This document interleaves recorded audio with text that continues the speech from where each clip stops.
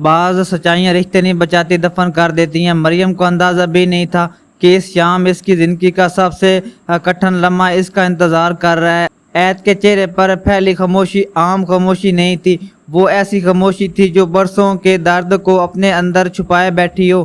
مریم کی دھڑکن مسلسل تیز ہو رہی تھی، اسے محسوس ہو رہا تھا کہ کچھ ایسا ہونے والا ہے جس کے بعد شاید کچھ بھی پہلے جیسا نہیں رہے گا۔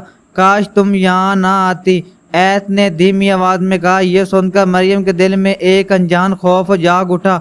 آخر کیوں؟ اس نے بے چینی سے پوچھا۔ ایت نے جواب دینے کے بجائے اپنے بیگ سے ایک پرانا لفافہ نکالا اور اس کے سامنے رکھ دیا۔ مریم نے لرزتے ہاتھوں سے لفافہ کھولا، اندر ایک تصویر موجود تھی۔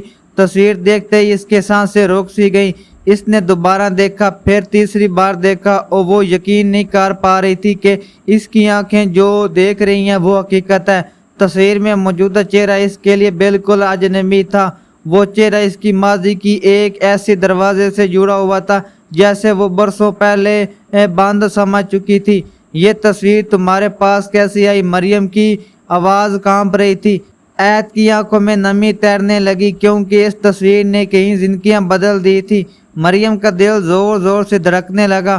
اس نے بے صبری سے پوچھا، مجھے صاف صاف بتاؤ، آخر معاملہ کیا ہے؟ ایت نے گہرا سانس لیا اور نظریں جھکا لیں۔ اگر میں سب کچھ بتا دوں تو شاید تم اپنے آپ کو کبھی معاف نہ کر سکو۔ یہ سن کر مریم چونک گئی۔ میرا اس سب سے کیا تعلق ہو سکتا ہے؟ ایت چند لمحے خاموش رہی، پھر اس نے آہستہ سے کہا، جتنا تم سوچ رہی ہو اس سے زیادہ، کہیں زیادہ۔ مریم کی ذہن سوالوں کا طوفان حرب ہو چکا تھا۔ ہر گزرتا لمحہ اس کی بے چینی میں اضافہ کر رہا تھا۔ ایت نے میز پر رکھی تصویر کو اپنی طرف کھینچا اور اس کے پیچھے لکھا ایک جملہ مریم کے سامنے کر دیا۔ مریم نے جیسے ہی وہ الفاظ پڑھے اس کی آنکھیں حیرت سے پھیل گئیں، اس کے چہرے سے خون اترنے لگا۔ وہ چند لمحے تک کچھ بول ہی نہ سکی۔ اس کے ذہن میں اچانک کئی پرانی یادیں زندہ ہونے لگی، ایسے منظر جنہیں وہ بھلا چکی تھی، ایسے نام جن کا ذکر برسوں سے نہیں ہوا تھا، ایسے راز جنہیں وہ ہمیشہ کے لیے دفن سمجھ بیٹھی تھی۔ نہیں، یہ ممکن نہیں، اس کے لبوں سے بے مشکل نکلا۔ ایت نے آنکھیں بند کر لیں۔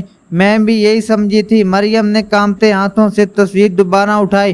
اب اسے محسوس ہو رہا تھا کہ اس کی پوری زندگی ایک ایسے دھاگے سے باندھی ہوئی ہے جو کسی بھی لمحے ٹوٹ سکتا ہے۔ لیکن سب سے خوف بات یہ تھی کہ ابھی تک اسے اصل حقیقت معلوم ہی نہیں ہوئی تھی۔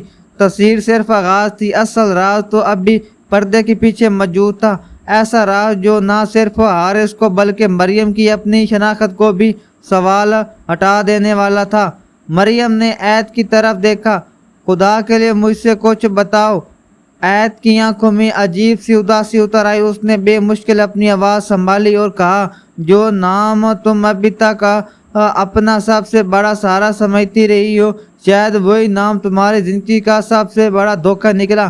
یہ سن کر مریم کے قدموں تلے جیسے زمین نکل گئی، مگر اسے ابھی معلوم ہی نہیں تھا کہ اگلا جملہ سننے کے بعد اس کے لیے واپس پلٹنے کا کوئی راستہ باقی نہیں رہے گا۔